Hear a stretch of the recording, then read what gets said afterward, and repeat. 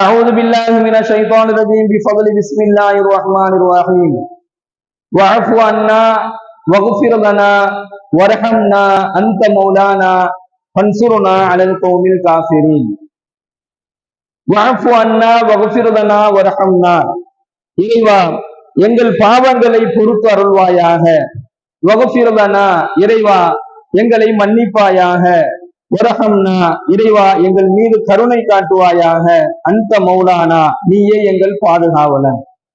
கண்ணியத்திற்குரிய அல்லாஹ்வின் நல்லடியார்களே, சகோதரர்களே, எல்லாம் வல்ல இறைவன் இந்த துஆவின் மூலமாக 4 வகையான விஷயங்களை அல்லாஹ்விடத்திலே நாம் கேட்க வேண்டும் என்பதை அல்லாஹ் நமக்கு சொல்லிக் கொடுக்கின்றான். அதுல முதலாவது விஷயம் என்ன அப்படின்னு சொன்னா, வஅஃபு அன்னா, நாங்க பாவங்கள் செய்திருந்தால் யா அல்லாஹ் அந்த பாவத்தின் காரணமாக எங்கள் மீது நீ கோபப்பற்றாத, அந்த பாவத்தின் காரணமாக என்ன செஞ்சிடாத, எங்களுக்கு நீ வேதனைகளையும் சுமைகளையும் நீ இறக்கி விடாத. வஅஃபு அன்னா, நாங்க பாவங்கள் செய்துட்டோம், நாங்க செய்திருக்கக்கூடிய அந்த பாவத்தை நீ பொறுத்து அருள்வாயாக என்பதாகவும், இரண்டாவது வகஃபிர் லனா எங்களை நீ மன்னித்து அருள் புரிவாயாக என்பதாகவும், வரஹம்னா இறைவா எங்கள் பாவத்தின் காரணமாக எங்களை நீ என்ன செஞ்சிடாத, ஒதுக்கிடாத. வரஹம்னா எங்கள் மீது நீ கருணை காட்டுவாயாக. அந்த மௌலானா நீ மட்டும்தான் எங்களுக்கு பாதுகாவலன். மன்சுருனா அலல் கௌமில் காஃபிரின், எதிரிகளை விட்டு எங்களுக்கு நீ உதவி செய்வாயாக. இந்த துஆவை அல்லாஹ் நமக்கு சொல்லி தருகின்றான். நபிகள் நாயகம் ஸல்லல்லாஹு அலைஹி வஸல்லம் அவர்கள் கூறியதாக ஹஜ்ரத் அப்துல்லா இப்னு உபை ரலியல்லாஹு அவர்கள் கூறி காட்டுகின்றார்கள், உண்மையான விசுவாசிகளை அல்லாஹ் எப்போதுமே இந்த 3 தன்மைகளில் அல்லாஹ் பாதுகாத்துடுவான். யார் அல்லாஹ்விடத்துல உண்மையான விசுவாசிகளாக இருக்கிறாங்களோ அவங்களுடைய பாவத்தை அல்லாஹ் பொறுத்துக்குவான். அதே போல வகஃபிர் லனா அவர்களுடைய பாவத்தை அல்லாஹ் மன்னிச்சிடுவான். வரஹம்னா அவங்க மேல அல்லாஹ் கருணை காட்டுவான். அந்த மௌலானா அவருக்கு எப்பவுமே அல்லாஹ் என்ன செஞ்சிருவான், பாதுகாப்பை அல்லாஹ் வழங்கி விடுவான் என்பதாக ஸல்லல்லாஹு அலைஹி வஸல்லம் சொல்றாங்க.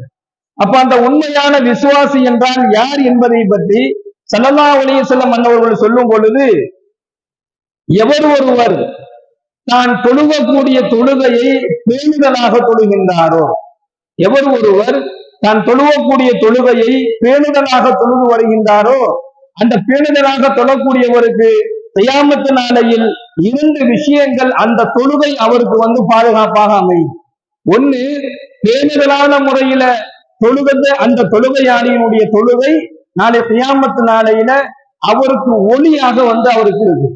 அந்த தொழுகையே அவருக்கு என்ன செஞ்சிடும், ஒளியாக இருக்கும். 2வது, அவர்தான் உண்மையான விசுவாசி என்பதற்கு அவர் தொழுத பேணுதலாக அவர் தொழுத அந்த தொழுகையை ஆதாரமாக அல்லாஹ்விடத்திலே அவருக்காக அந்த தொழுகை இருக்கும் என்பதாக நபிகள் நாயகம் ஸல்லல்லாஹு அலைஹி வஸல்லம் அவர்கள் சொல்லி காண்பிக்கின்றார்கள். அப்ப இவர்தான் உண்மையான விசுவாசி என்பதாக சொல்லி காண்பிக்கின்றார்கள். அப்ப இந்த உண்மையான விசுவாசிக்கு அல்லாஹ் வழங்கக்கூடிய சிறப்பு என்னன்னு சொன்னா, அவருடைய பாவம் செய்திருந்தால் அந்த பாவத்தை அல்லாஹ் பொறுத்துக்குவான். வகஃபிர் லனா அவருடைய பாவத்தை அல்லாஹ் மன்னிப்பான். வரஹம்னா அவருக்கு அல்லாஹ் கருணையை காட்டுவான். அல்லாஹ்வுடைய கருணை அவருக்கு கிடைக்கும். அல்லாஹ் அவரை எல்லா நிலையிலும் அல்லாஹ் பாதுகாத்து விடுவான் என்பதாக இந்த ஹதீஸின் வாயிலாக நாம் விளங்கிக் கொள்ள முடிகிறது. அப்ப தொழுகையாளிகளுடைய கவனம் என்ன அப்படின்னு சொன்னா, தொழுகையாளிகள் எதுல ரொம்ப கவனமாக இருக்கணும் அப்படின்னு சொன்னா, தொழுகையில் பேணுதல் ரொம்ப அவசியமாக இருக்க வேண்டும். தொழுவக்கூடிய தொழுகையாளிகள் தொழாம இருந்து தொழுகையை விடுவது வேறு. ஆனால் தொழுகையை தொழுது அந்த தொழுகையில பேணுதல் இல்லை அப்படின்னு சொன்னா அந்த தொழுகை எந்த வகையிலும் என்ன செஞ்சிடாது, நமக்கு ஒரு உதவி செஞ்சிடாது. தொழுகையின் பேணுதல் ரொம்ப அவசியம் என்பதாக ஸல்லல்லாஹு அலைஹி வஸல்லம் சொல்றாங்க. உள்ளத்தை கட்டுப்படுத்திக் கொள்ளுங்கள், அல்லாஹ்விற்கு முன்னால் இருக்கிறோம், அல்லாஹ் பார்த்து கொண்டிருக்கிறான் என்கின்ற ஒரு நிலையில ஒவ்வொரு தொழுகையாளிகளும் தங்களுடைய தொழுகைகளை பேணுதலாக ஆக்கிக் கொள்ளார்கள். அதே போன்று ஸல்லல்லாஹு அலைஹி வஸல்லம் சொல்றாங்க, எவர் ஒருவர் தொழுகையில் பேணுதலாக இல்லையோ, தன்னுடைய தொழுகையில அவர்கிட்ட ஒரு பேணுதல் இல்லை. பேணுதல் அப்படின்னு சொன்னா என்னென்ன அப்படின்னு நம்ம பார்த்தோம்னா, முறையாக ஒழு செய்வது, அதுதான் முதல் பேணுதல். ஒழு செய்வதிலிருந்து அந்த தொழுகையை நாம முடிக்கின்ற வரைக்கும் பேணுதல் தேவைப்படுது. அப்ப முதல் விஷயம் என்ன அப்படின்னு சொன்னா, முறையான முறையில் ஒழு செய்வது. ஒழுவுல எந்த விதமான குறை இல்லாம ஒழு செய்து விட்டு பள்ளிக்குள்ள நம்ம 2 ரக்காத் தொழுகிறோமோ 4 ரக்காத் தொழுகிறோமோ 3 ரக்காத்து தொழுகிறோமோ, ஃபர்லோ, சுன்னத்தோ, நஃபிலோ, வாஜிபோ எதை நாம் தொழுதாலும் அந்த தொழுகையில ரொம்ப பேணுதல் இருக்க வேண்டும். எவருடைய தொழுகையில் பேணுதல் இல்லையோ அது அவருக்கு நாளை மறுமையில வெளிச்சம் தராது என்பதாக ஸல்லல்லாஹு அலைஹி வஸல்லம் சொல்றாங்க. மேலும் அவர் உண்மையான விசுவாசி என்பதற்கு அந்த தொழுகை அவருக்கு ஆதாரமாக ஆகாது. இதெல்லாம் தாண்டி ஸல்லல்லாஹு அலைஹி வஸல்லம் சொல்றாங்க, தான யௌமுல் கியாமத்தி, அந்த மனிதர் மறுமையில யார்கிட்ட இருப்பாரு அப்படின்னு சொன்னா, தொழுகையில பேணுதல் இல்லாம அசட்டையான முறையில ரொம்ப சர்வசாதாரணமாக ரொம்ப அசால்ட்டா எதையோ சிந்திச்சுக்கிட்டு ஏதோ தொழுகிறோங்கிற நிலையில தொழுவக்கூடிய ஒரு தொழுகையாளி கான யௌமுல் கியாமத்தி, மறுமை நாள் அவர் எப்படி இருப்பார், யாரு கூட இருப்பார் அப்படின்னு சொன்னா, ஃபிரௌன் கூட இருப்பாரு, ஹாமான் கூட இருப்பாரு, உபை இப்னு கலப் கூட இருப்பாரு என்பதாக ஸல்லல்லாஹு அலைஹி வஸல்லம் சொல்றாங்க. அல்லாஹ் பாதுகாக்க வேண்டும். தொழுகையை விட்ட நிலையில ஒருவன் அல்லாஹ்வை சந்திக்கும் பொழுதாவது அவனுக்கு அல்லாஹ் நரகத்துல தண்டனை அல்லாஹ் கொடுப்பேன் என்பதாக எச்சரிக்கிறான். ஆனா தொழுகையை தொழுதும், எல்லா வகையான தொழுகையை தொழுதும், எல்லா நேரத்தினுடைய தொழுகையை தொழுதும் அந்த தொழுகையில பேணுதல் இல்லை அப்படின்னு சொன்னா, யாரு கூட இருக்கக்கூடிய ஒரு சூழல் ஏற்படும் அப்படின்னு சொன்னா, ஃபிரௌன், ஹாமான், உபை இப்னு கலப் போன்றவர்கள் கூட வறுமையில் அவர் இருப்பார் என்பதாக ஸல்லல்லாஹு அலைஹி வஸல்லம் எச்சரிக்கிறாங்க. அப்படின்னு சொன்னா தொழுகையாளிகள் தொழுகையில பேணுதலை ரொம்ப சரியாக நாம் கடைபிடிக்க வேண்டும் என்பதை இந்த ஹதீஸின் வாயிலாக ஸல்லல்லாஹு அலைஹி வஸல்லம் அவர்கள் எச்சரித்து காட்டுகின்றார்கள். பேணுதலாக தொழக்கூடியவருக்கு அல்லாஹ் 3 வகையான சிறப்பை கொடுத்துருவான். அவருடைய பாவத்தை அல்லாஹ் பொறுத்துக்குவான், அல்லாஹ்வினுடைய மன்னிப்பு கிடைச்சிரும், அல்லாஹ் அவருக்கு கருணை வழங்கி விடுவான் என்பதாக நபிகள் நாயகம் ஸல்லல்லாஹு அலைஹி வஸல்லம் அவர்கள் சொல்லி காண்பிக்கின்றார்கள். 2வது, தொழுகைக்கு துஆக்களை அல்லாஹ் ஏற்றுக்கொள்ளப்படக்கூடிய நேரம், அது தொழுகையாளிகளுக்குன்னு அல்லாஹு தஆலா ஒரு சிறந்த ஒரு நேரத்தை அல்லாஹ் வழங்கி இருக்கிறான். நமக்கு எவ்வளவோ வகையான பிரச்சனைகள் இருக்குது, எவ்வளவு வகையான கஷ்டங்கள் இருக்குது, மனதுக்கு ஆறாத பிரச்சனைகள், வந்திருக்கக்கூடிய பிரச்சனைகள், வியாதிகள், நோய் நொடிகள், குடும்ப பிரச்சனை, பொருளாதார நெருக்கடி என்பதாக பல பிரச்சனை இருக்குது. இதெல்லாம் நம்ம அல்லாஹ்ட்ட கேட்டோம் அப்படின்னு சொன்னா நிச்சயமாக அல்லாஹு தஆலா அந்த பிரச்சனையினுடைய அந்த வீரியத்தையாவது அல்லாஹ் குறைச்சு வச்சிருவான். முழுமையாக அந்த பிரச்சனை அல்லாஹ் நம்மளை பாதுகாத்துருவான். ஒருவேளை பாதுகாப்பு கிடைக்கலன்னு சொன்னா அந்த பிரச்சனையுடைய வீரியமாவது என்ன செஞ்சிடும், குறைஞ்சிடும். அது நோயாக இருந்தாலும் சரி, பொருளாதார நெருக்கடிகளாக இருந்தாலும் சரி, குடும்ப பிரச்சனையாக இருந்தாலும் சரி. அப்போ அதுக்குன்னு ஒரு நேரங்கள் இருக்குது. அந்தந்த நேரங்கள்ல என்ன செஞ்சிருவான், அந்தந்த நேரங்களில் அல்லாஹ்விடத்துல நாம உள்ளத்துல நினைச்சாலே என்ன செஞ்சிருவான், அது துஆவாக அல்லாஹ் அதை அங்கீகரிப்பான்.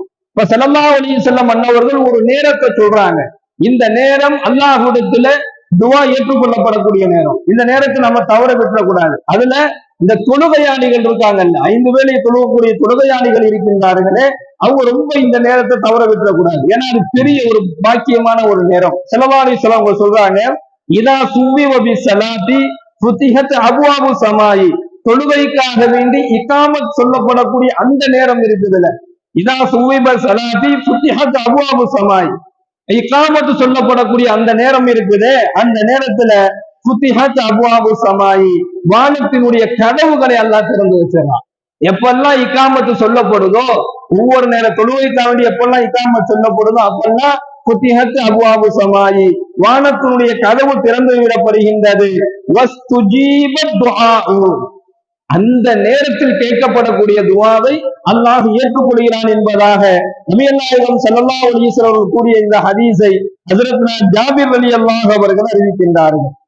அப்ப இகாமத் சொல்லப்படக்கூடிய அந்த குறுகிய நேரம், அந்த குறுகிய நேரத்துல யார் அல்லாஹ்விடத்துல துஆ செய்கின்றாங்களோ அவருடைய துஆவை என்ன செஞ்சிடறான், அல்லாஹ் ஏற்றுக்கொள்கின்றான். தொழுகையாளிகளுடைய கவனம் முடிந்தவரை இகாமத் சொல்லும் பொழுது பள்ளியில அந்த தொழுகையை இமாம் ஜமாத்தோடு சேர்ந்து தொழுவக்கூடிய ஒரு நிலையை ஏற்படுத்தி கொண்டால் மிகவும் சிறப்பு வாய்ந்ததாக நம்முடைய தொழுகை இருக்கும். நாம இமாம் ஜமாத்தோடு தொழுகிறது ரொம்ப ஒரு சிறப்பு என்பதை ஸல்லல்லாஹு அலைஹி வஸல்லம் சொல்றாங்க.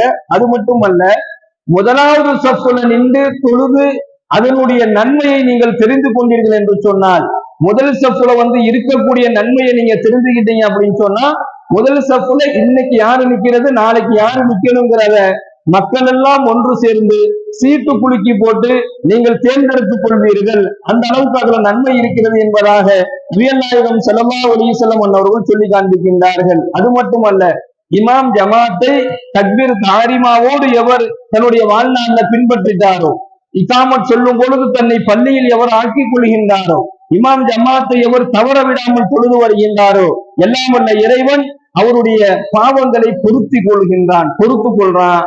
அவருக்கு அல்லாஹு தாலா வகஃபிரலனா மன்னிப்பு வழங்குறான்.